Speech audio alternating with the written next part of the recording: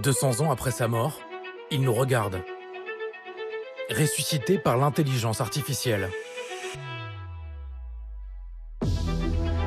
Napoléon l'influenceur, un mot d'aujourd'hui pour dire l'épopée d'un pionnier de la propagande. En se créant une silhouette, en imposant son image grâce aux artistes, le petit Corse qui a gravi tous les échelons de l'armée a écrit sa légende jusqu'à devenir l'empereur des Français. Longtemps, les artistes français, eux, n'ont pas osé s'attaquer au mythe. Mais aujourd'hui, une révolution est en marche. On peut descendre comme ça, on va y arriver.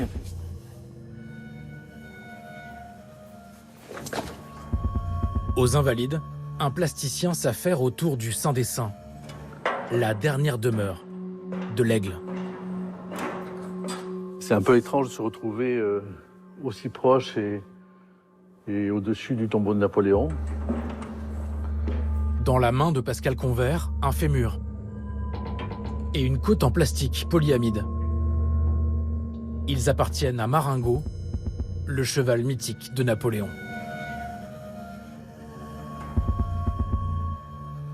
En tout cas, voilà, moi je veux voir quel est le rapport entre la couleur blanche de l'ossement de Marengo et le quartzite du tombeau.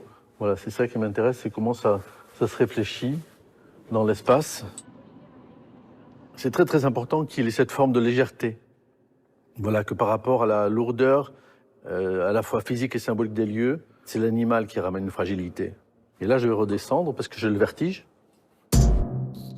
Bientôt, Pascal Convert suspendra le squelette entier du cheval au-dessus du tombeau de son cavalier. Quand le spectateur va rentrer par le porche d'entrée, par la porte Louis XIV, en fait, il va avoir le cheval qui va être à peu près à cette hauteur du visiteur. Il va s'avancer, mais il va se dire, qu'est-ce que c'est ça?